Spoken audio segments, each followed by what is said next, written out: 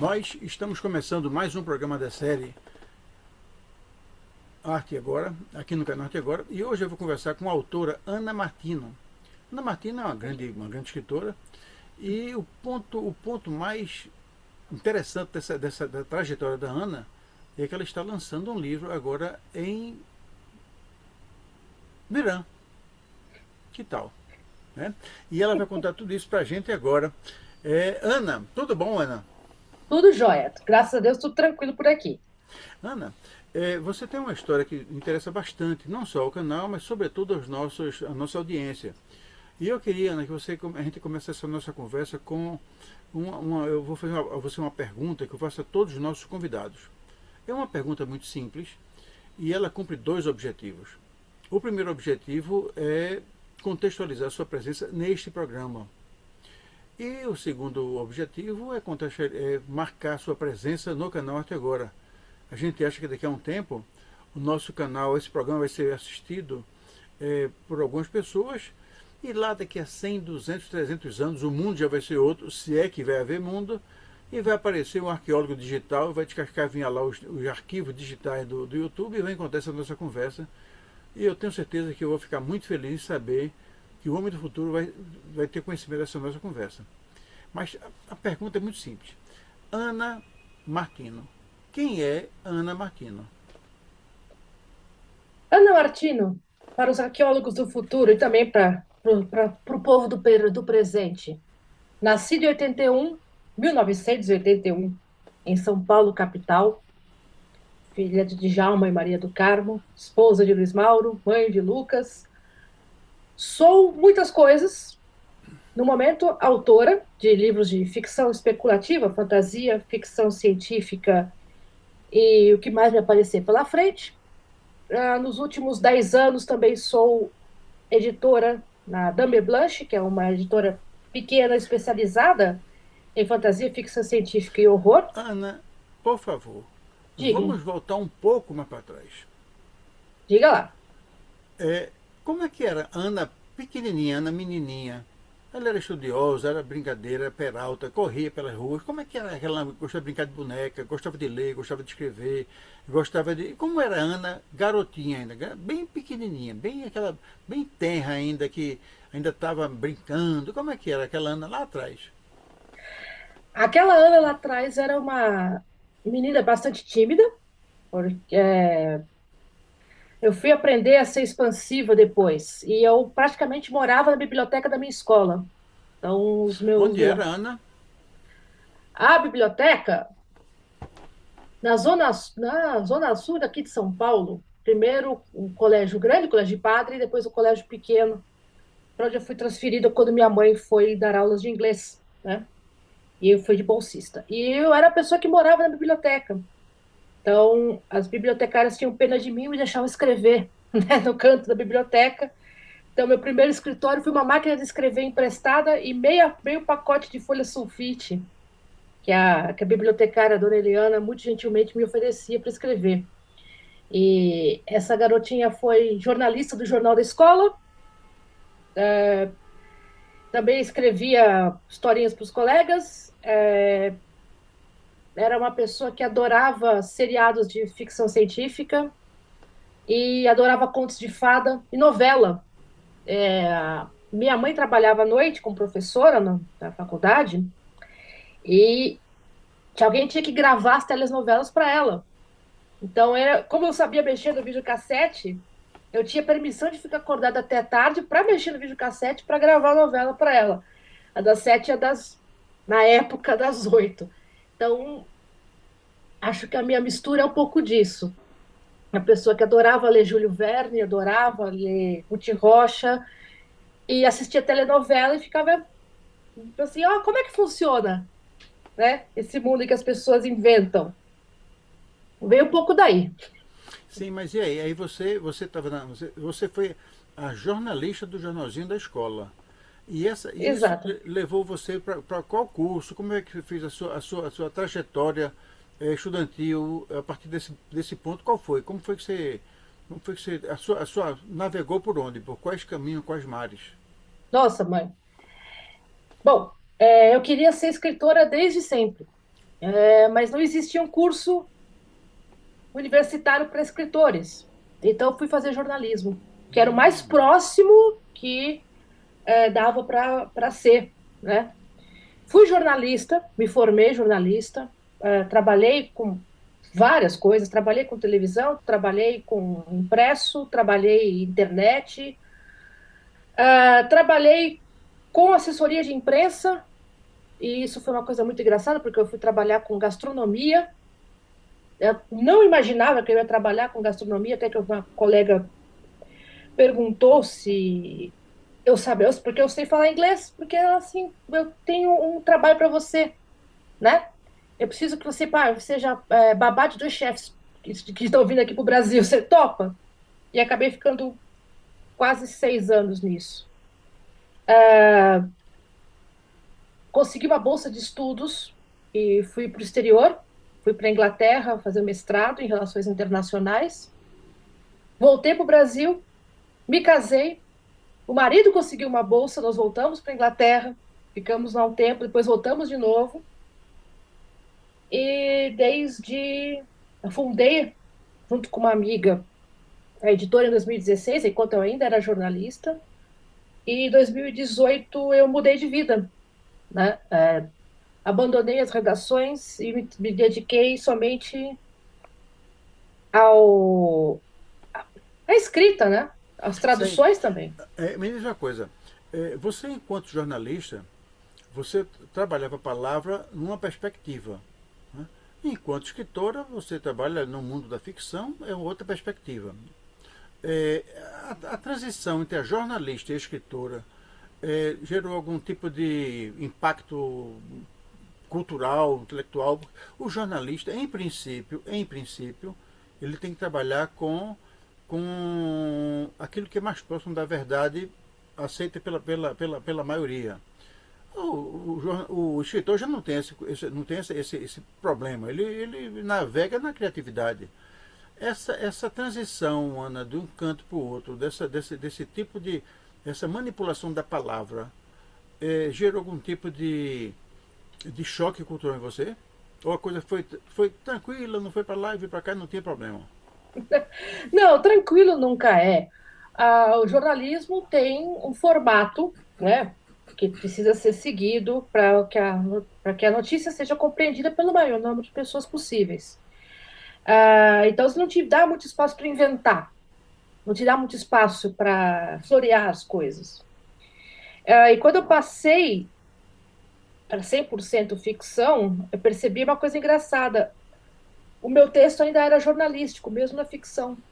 Eu demorei muito tempo para poder soltar um pouco, né, o meu palavreado, ampliar um pouco o meu vocabulário. As pessoas costumam falar que a primeira versão de um texto, a escrita, e a segunda versão é essa menos 10% na hora de editar. E quando chegava a minha vez, a primeira versão mais 15%, porque eu deixava muito reduzida. Você pode explicar um pouco mais, você pode, sabe, coitados dos meus editores, falam assim, você pode explicar um pouquinho mais, você pode expandir um pouco mais, você não está limitado a, a pauta, né? A 2.000 palavras, e é isto, e 10 links, sabe? Então, sofreu uma alteração considerável. Uhum. Bom, mas e aí quando você fizer essa migração, aí já estava a Ana escritora já estava completamente amadurecida, completamente estabelecida e vamos que vamos. Ou ainda Né? estava um pé lá, um pé cá. Como é que era eu queria que você falasse um pouquinho desse. Eu sei que você escrevia desde sempre, né? A sua veia de escritor já tinha sido revelada lá atrás. Mas antes de entrar, de mergulhar profundamente desse mar da escrita, da literatura, qualquer que seja a expressão, você passou um tempo no jornalismo. E aí é como você diz, tá certo? O jornalismo tem aquele formato mais hermético, assim, mais fechadão. Mas, e aí você cumpriu a tradição. E depois que fez a tradição, você já estava solta, não precisou mais voltar, né? Não, não voltei mais. Eu não voltei mais. Eu fui muito feliz no jornalismo. Foi a profissão que eu escolhi consciente do que eu estava fazendo, que é um pouco surpreendente para mim que tinha 16, 17 anos na época do vestibular.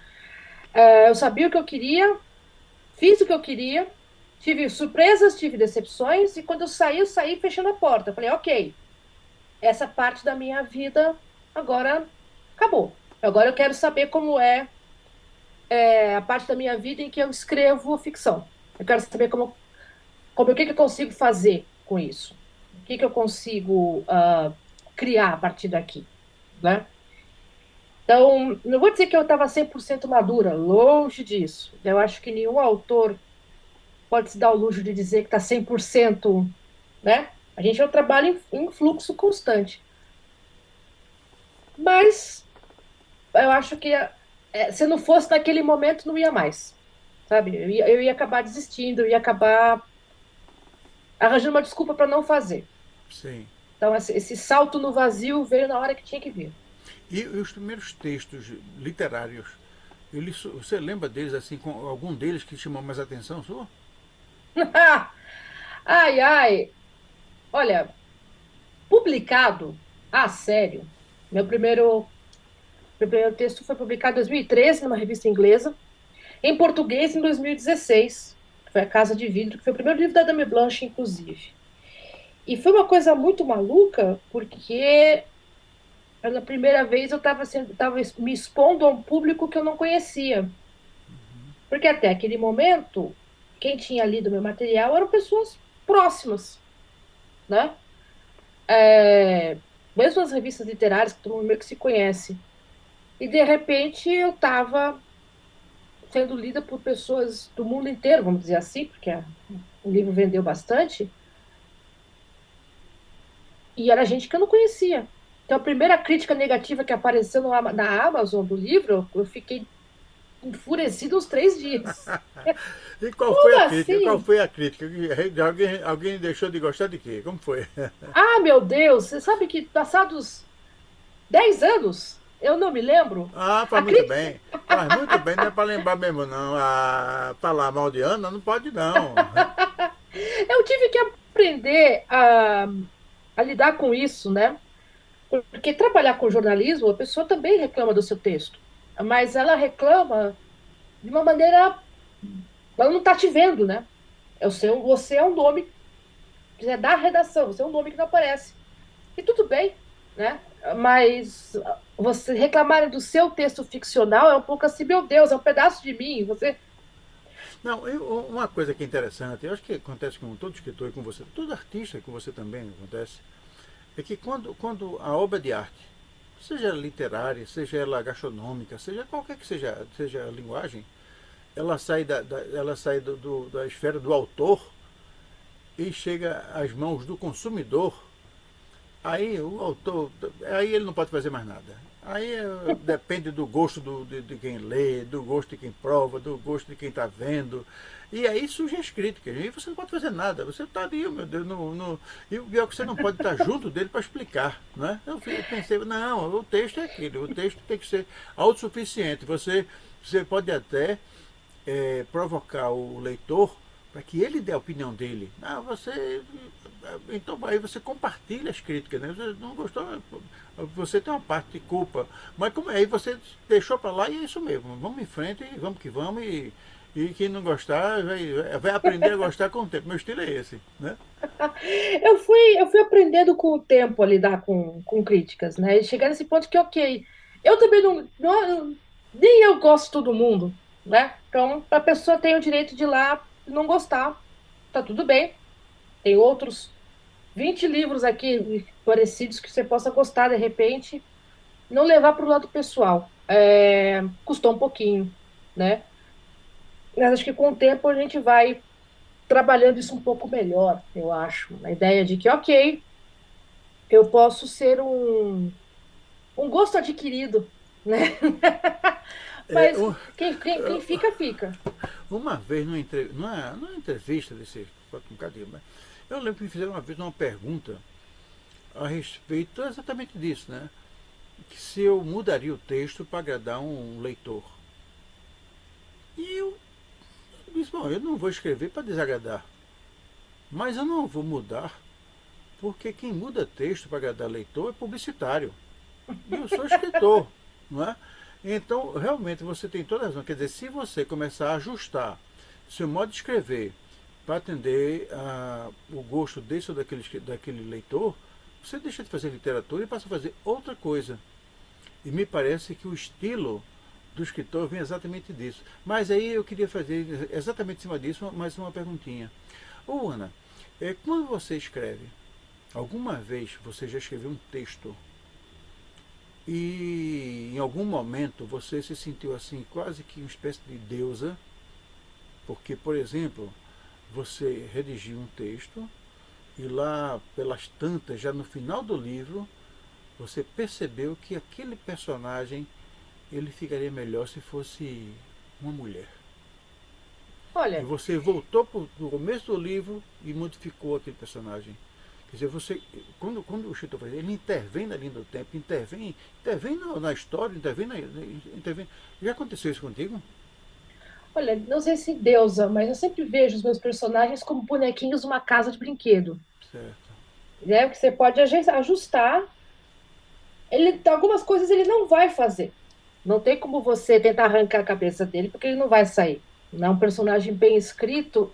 Não é que ele tem vida própria, mas ele, quando você vai escrever, tentar sair do, do, do que ele consegue fazer, soa falso.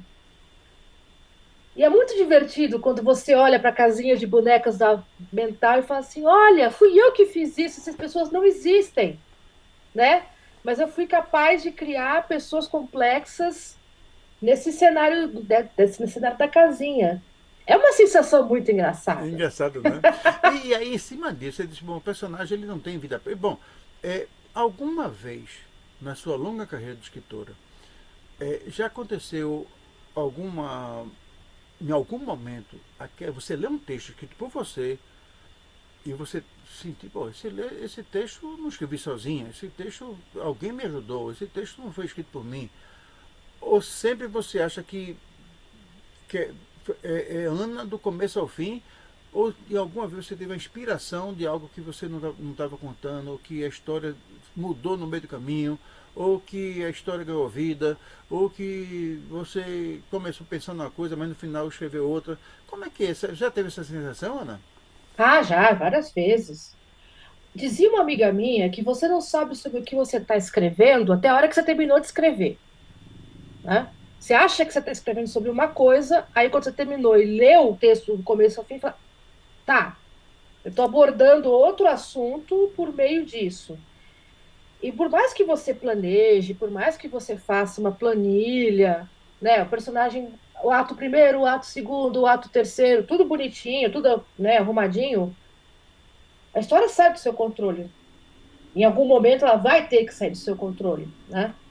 E tem algumas coisas que eu releio e falo, ok, isso aqui fui eu que escrevi, eu sei, eu me lembro, mas como foi que eu cheguei aqui? Eu não sei. Então, deixo na mão do acaso. Eu planejei, eu pensei, fui eu Eu que fiz, criei isso aqui, mas eu fiz a minha parte, mas que tem alguma coisa diferente, tem, né? não, não, Mas, não estou discutindo. Eu não estou discutindo. é, o, É, até porque se você discute, vai embora. pior, é muito pior, não discuta não. Fica por Não, aí. não discute que é melhor, é melhor. Ô, Ana, eu estou falando muito, porque realmente eu adoro conversar com gente como você. Muito mesmo. Uma escritora brilhante que começa e escreve, o que escreve tem começo, meio e fim. Mas a minha ideia aqui não é falar muito, é ouvir muito. E aí eu queria, Ana, que você agora desse tomasse a rédea da nossa conversa e cumprisse assim a sua linha do tempo como autora até nós chegarmos nessa maravilha que é o Fortunato Poeira, mas até chegar nele eu queria que você fosse pontilhando assim as coisas, pontuando para a gente conseguir ter uma visão mais ampla da nossa belíssima escritora.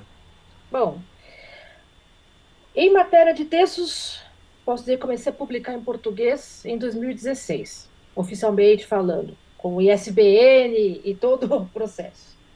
Foi a Casa de Vidro, que foi o primeiro livro da Dame Blanche. Nisso foram 3 livros nessa série pequena, que eu falo que é um entretenimento botânico, Essas histórias de fantasia se passando em jardins, botânica é uma das minhas paixões, né? Infelizmente platônicas, porque eu sou uma pessoa que consegue destruir pé de feijão, eu destruo cactos, infelizmente, não sou uma jardineira tão boa assim na vida real, então eu vim dos jardins da ficção. E isso foi me levando para outros lugares. Eu comecei a escrever para o exterior, tive contos publicados nos Estados Unidos, contos publicados na Inglaterra, também nessa temática de coisas estranhas que acontecem, especialmente entre os idiomas, porque além de escritora, eu sou tradutora, então a palavra às vezes não cobre todos os sentidos. Então eu vou brincando um pouco com isso no caminho.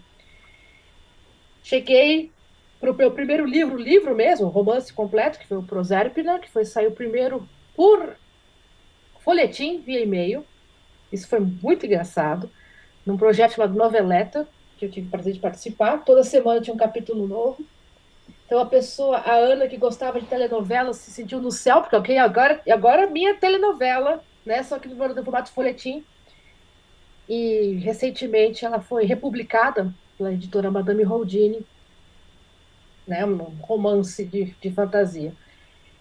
E nessas pequenas idas e vindas, publicando o texto dos outros, editando o texto dos outros, publicando contos no exterior, aparecendo em congressos e conversando, surgiu em 2024 a oportunidade de escrever uma história que eu não tinha escrito ainda.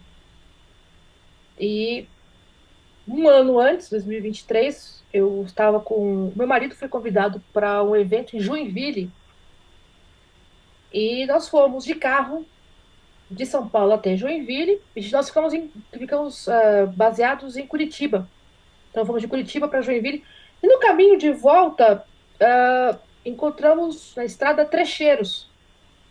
Para quem não sabe o que é um trecheiro, é uma pessoa, um andarilho, que cobre determinado trecho de estrada e procurando emprego onde aparece. Ocupação aqui, um bico ali. E a vida dele é esse trecho, ele não tem nada fixo. E eu comentei com meu marido, já imaginou que engraçado se um dia existisse um trecheiro no espaço? No começo de 2024, apareceu uma chamada do governo federal, concurso Carolina Maria de Jesus, um edital, para autoras. Eu não tinha nada para mandar. Então, eu escrevi o Fortunato Poeira, porque eu casquetei, que esse era o nome do livro, 50 mil palavras em um mês. E mandei para o edital. Eu não passei, eu passei na primeira fase do edital, mas não fui contemplada pelo edital. Droga, tudo bem, a vida é assim. E aí surgiu a oportunidade de poder publicar esse livro pela editora Cachalote. E foi muito surpresa para mim, porque a editora Cachalote é uma editora muito legal, mas eu fui o segundo livro de especulativo deles, e o primeiro ficção científica. E eles disseram que eles gostaram da história porque era ficção científica, mas não parecia ficção científica. E eu falei, ok, eu sei o que que é. Você está vendo? Eu estou contando a história para você. Isso aqui é ficção científica para pessoas que gostam de Globo Rural. O lado botânico de novo aparecendo. E era isso, eu resolvi misturar todas as referências que eu gostava e literalmente botei uma cidade do interior de São Paulo na lua. Isso é muita maluquice? É, mas você chegou nesse ponto da minha carreira em que eu já tinha explorado muita coisa, eu queria saber, ok, se vai existir um futuro em que nós vamos colonizar o espaço, e eu acredito que nós vamos ter esse futuro, isso significa que nós vamos ter brasileiros no espaço. Porque brasileiro é que nem oxigênio. Existe a possibilidade de vida, nós estamos lá, sabe? Tem brasileiro no Polo Sul e no Polo Norte, gente. Não existe barata, mas existe brasileiro. Então está bem. Como é que seria esse futuro brasileiro no espaço? Porque quando você pegar os cânones da ficção científica, eles são brancos.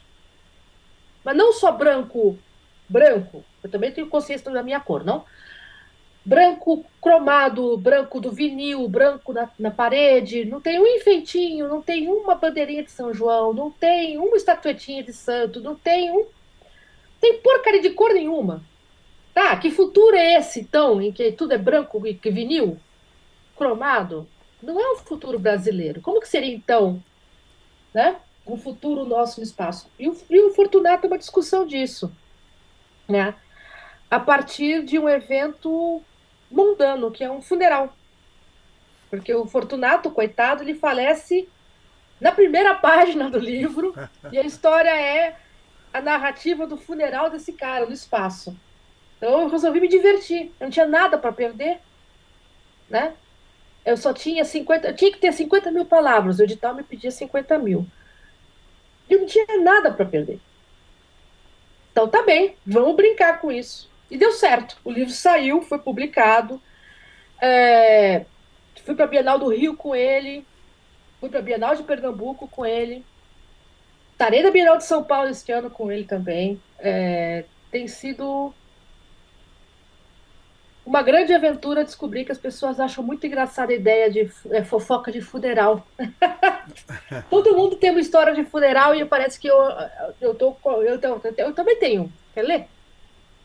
E o Fortunato foi uma, assim, são 10 anos de carreira já, oficialmente falando, como escrita, né?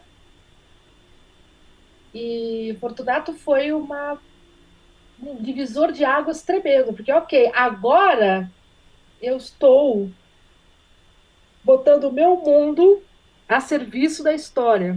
Eu estou podendo inventar um mundo à minha vontade. Ô Ana, Eu- e como é que Fortunato foi bater no Irã? E como é que é essa história? Nossa, essa é uma história engraçada. Eu sou uma autora agenciada, né? A agência Mag cuida dos meus afazeres de vendas de originais de texto, trabalho nos meus contratos. Eu sou muito grata, né? Que já são quase, meu Deus, já vão quase 8 anos de contrato com eles. E minha gente foi para uma feira na Turquia de jovens autores para trabalhar, para vender material e encontrou gente do mundo inteiro ali nesse material. E a Borges Books, que, né, é uma editora iraniana pequena, que já publicou ficção científica e tinha interesse em material brasileiro.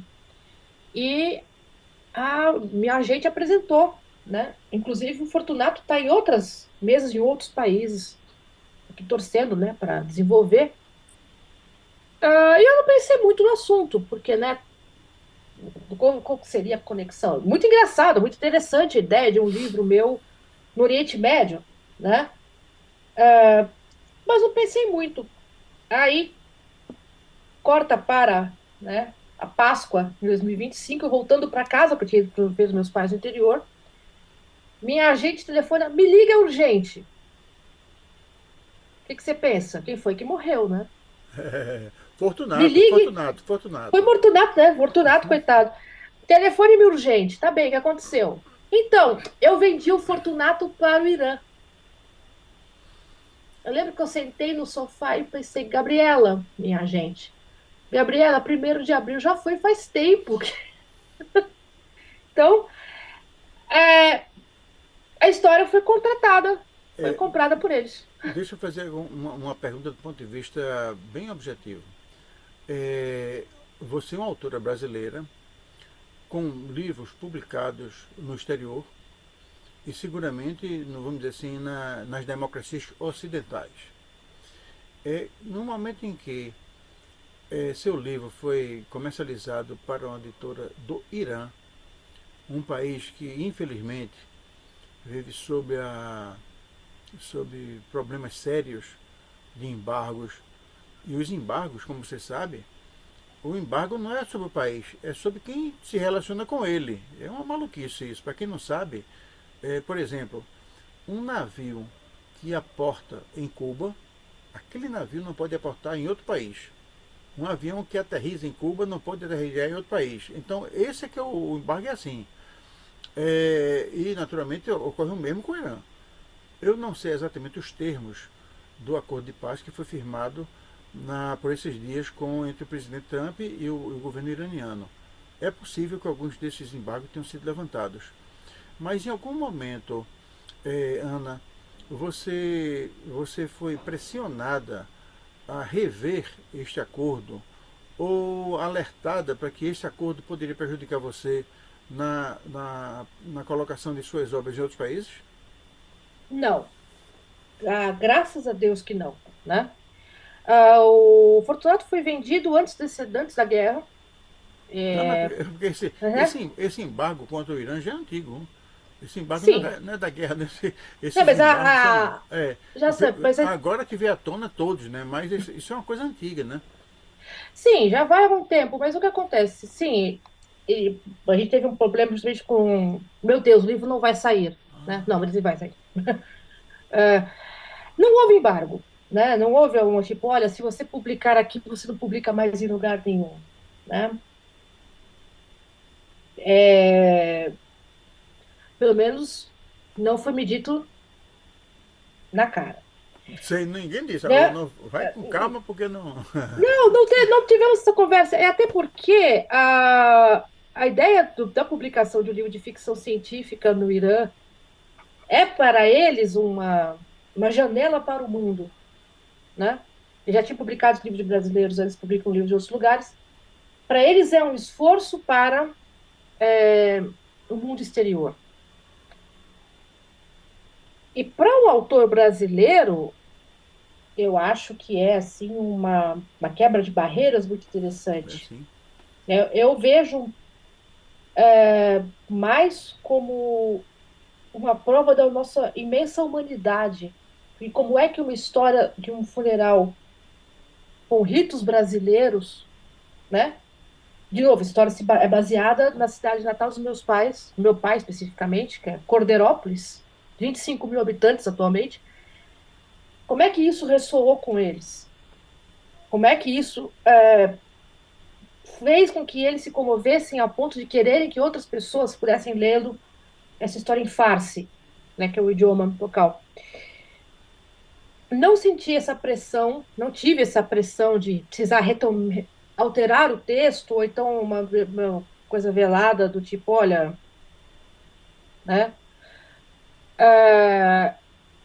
E espero que isso não seja, né, É, até, motivo de problemas. até porque, eu quero dizer, até se alguém está pensando que uma autora como Ana Martins vai ficar intimidada, tive o cavalo da chuva, porque olha o jeitão dela aí, já vendo que ela é uma moça que tem bastante tutano. Agora, ô, Ana, me diz uma coisa. Eu queria que você falasse um pouquinho mais sobre o livro em si. Como é que é esse negócio desse funeral na Lua, ele enterra na Lua mesmo? Bom, Olha, deixa eu te contar, essas histórias são muito interessantes, eu adoro essas histórias. Eu lembro que há muito tempo, ainda se falava sobre negócio de conquista de Lua, essas coisas assim.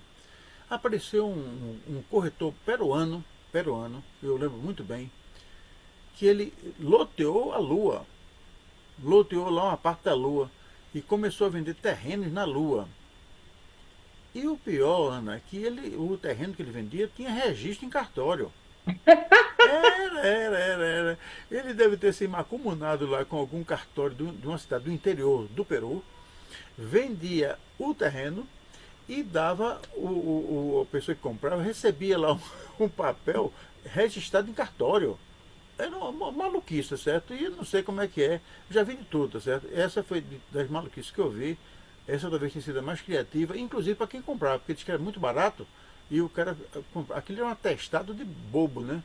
Que ele recebia e ficava lá, né? não.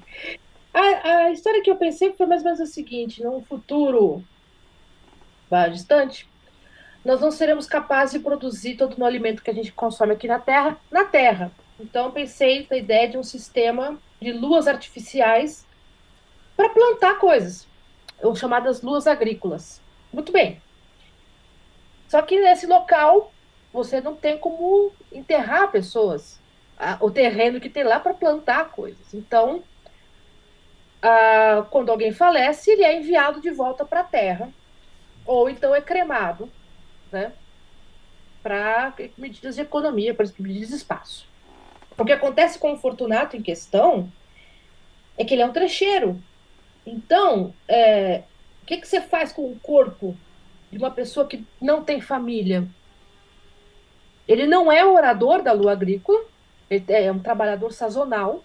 Ele vem da terra para trabalhar na lua e depois ele volta para a terra. Ele não é morador lá, mas também não tem nenhum registro de endereço na terra. Então, o que que você faz com o cara? E para complicar, né? Porque o autor tem que complicar a história. É, Ele é muito amado pelas pessoas. Porque quando ele aparece, ele ajuda na bandinha do lugar, ele ajuda na fazenda do outro, ele ajuda não sei mais o que, ele participa do grupo de estudo, né? Então, todo mundo quer, pelo menos, um funeral, né? Pra se despedir do cara. E aí que começa o problema. Ok, o Fortunato deixou uma carta dizendo que ele queria ser cremado. Tá bom. Para ser cremado, você precisa da autorização da família. Assim como a gente tem aqui, né? Nos dias de hoje. Então, eu botei dois problemas. Primeiro, ok, era para ser um funeral pequenininho. O cara não tem família. Quando você vê, tem 500 pessoas na porta esperando para, né, o funeral começar. E o segundo problema é que acharam a família do cara. eita. E aí é que começa todo o forró-bodó, porque ok, né? E tudo isso no espaço de um dia. E os iranianos lá completamente malucos, lendo tudo isso sem compreender muita coisa, mas encantados com a história.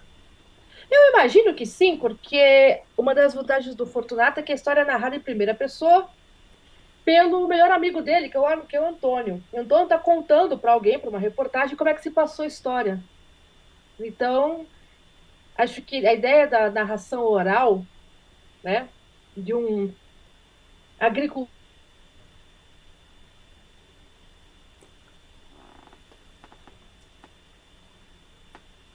Eu estou encantada com a ideia de que, olha, a história contada faz sentido, não só no meu idioma, mas em outros idiomas. Então, eu estou muito contente com isso, com a É, ideia eu, de que funcionou, sabe? Que encontrou conexão. e já tem esse processo de publicação no Irã. Está em que fase? Já foi. Bom, os acertos já aconteceram. E agora é a parte de impressão, publicação, lançamento. Você está pensando em ir ao lançamento no Irã? Ai, quem me dera, mas ainda estamos na parte de resolver a tradução, porque a Borges Books recebeu o livro traduzido em inglês, né, que é o protocolo, e eles estão interessados em localizar um tradutor que fale português para traduzir direto do português para o idioma deles. Com a história dos bombardeios recentes, né, a gente está no aguardo de mais informações, né, de ok, como é que vai passar a É, história. a informação que nós temos é que o Irã é um país extremamente avançado. Né? Não se sabe disso, né? Eu sou engenheiro civil e fico muito encantado quando sei que o Irã é o país que no ano passado foi o segundo país na produção de técnico de nível superior em todo o planeta. Ou seja, o Irã não é aquele país que a gente imagina, que alguns imaginam que seja assim meio assim, né, meio atrasado. Não, pelo contrário. Né? Então, seguramente, eles estão preferindo traduzir do português para o fácil porque talvez seja mais, não querem perder o encanto da que a autora impregnou a história. Com Mas isso, certeza, sempre né? mais interessante, né, para você ter a chamada tradução direta, né?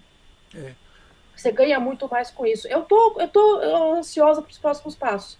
Gostaria de ir para Teherã para o lançamento? Com pois é, me certeza. avisa Mas que, avisa que eu vou também, avisa que eu vou também. Não sei, eu não, é sério, tô falando sério. Eu não sei por onde a gente vai. Eu tenho o canal, viu, Ana? Ele dá aqui uma presença mundial às coisas da gente. E um dos nossos correspondentes, que no final eu digo que é correspondente, mas ele é um amigo meu, um grande poeta, que mora em Moscou. E de vez em quando eu preciso entrevistar alguém, algum escritor russo. Eu não conheço nenhum russo, mas conheço ele, conheço ele. E aí a gente começa a conversar. E ele me de uma vez, eu já tinha história da guerra no leste europeu, E eu perguntei ele como é que era para ir. Ele fez, não, rapaz, tem nenhuma dificuldade não, vem, só que ficou um pouco mais longa a viagem. Mas chega, dá para chegar. Então, se chega em Moscou, é, também chega inteirante, vai, eu vou. Vou lá, quero estar batendo palma para você. E você agora você tem um compromisso, você tem que falar em português, porque eu não falo outra língua a não ser português. Mas Não, bato eu. palma em qualquer língua, viu? Não, a parte do idioma eu vou ter que me virar. Mas isso é botar um pouco o carro na frente dos bois para o momento. Nós estamos com material aqui, o contrato foi assinado, está tudo nos conformes, né? Já está tudo no encaminhamento. Estou ansiosa para saber como é que eles vão traduzir o nome do Fortunato, né? O nome dos personagens, eles vão manter ou vão tentar adaptar para o idioma. Eu estou curiosa com tudo, na verdade, né? Para ver a capa, para ver como ficou o material. Então, é uma ansiedade muito boa, né? Eu E imagino. de novo, completamente inimaginável um ano ou dois atrás. Para mim, pelo menos, foi algo inimaginável. Ô, Ana, uma coisa que marca todos os artistas, todos eles, sem exceção, é uma certa rebeldia intelectual e cultural. Eu não conheço nenhum escritor, nenhum artista, seja satisfeito com a situação. Ele está sempre querendo fazer alguma coisa. Escrever um livro, está pensando em escrever outro. Você, qual o texto que você está pensando em escrever agora? Ou quer dar uma pausa até resolver o caso de Fortunato e depois voltar com a carga total, ou já está borbulhando algum plano na sua cabeça? Bom, eu terminei, no final do ano passado, uma nova versão de um romance de fantasia, que já está na mão de uma editora que estava interessada. Tenho livros que estão espalhados em editoras Brasil afora para possível publicação. E eu prometi para mim mesma que eu iria descansar. E é claro que não E está consegui. conseguindo. Pois é, eu ia perguntar, não está conseguindo. Não consegui. Eu estou nos primeiros passos de uma nova história no universo do Fortunato. Não é continuação, porque eu não sou tão a favor de continuação assim, mas é no mesmo universo, porque o Antônio, que é o narrador, ele já apareceu como narrador em vários contos. A primeira vez que ele apareceu foi num conto num livro chamado Vislumbre de um Futuro Amargo, da editora Mag, que foi a primeira vez em que eu escrevi ficção científica fora da Terra. Foi convite da minha agente, que ela falou assim: estou escrevendo um livro sobre ficção científica com extraterrestres, com naves. Tá, eu nunca escrevi isso, tá bom. E aí surgiu o Antônio do Outro Continente, que eu estabeleci dentro da Lua Agrícola. Ele já apareceu em outros contos, e agora eu estou falando de brincadeira que ele está me enchendo a paciência. Eu tenho mais história para contar. A senhora não quer ouvir? Eu tenho mais história para contar. Então, eu estou começando a discutir com ele mentalmente. Ok, que história que é? Do que nós vamos falar agora? Porque eu prometi que eu ia descansar. Quando entreguei, Não, vai descansar né, não. o manuscrito, eu falei: chega. Eu garanto, não vai conseguir descansar. Nem que queira, não vai conseguir. Você vai sempre ter uma. É uma espécie assim de. Um germe, né? Né, e começa no final, você não contém ele vai dar um jeito de. Tô te falando, ele não vai deixar você descansar, não. Você vai estar sempre escrevendo alguma coisa. E isso é muito bom, né? É bom para quem lê você, é bom para você próprio, é bom para todo mundo. Eu estou aqui torcendo para que esse negócio. E avisa a gente, Ana. Não guarda as informações, não. Quando tiver assim, não, eu lancei esse aqui no Irã, já tem o outro. E aquela região toda, depois que for para um, vai para todo canto, certo?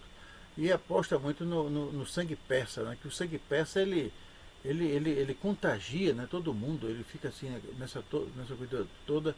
E enfim, vai em frente que a gente está pensando já em saber como é que vai ser, como é que vão ser as coisas.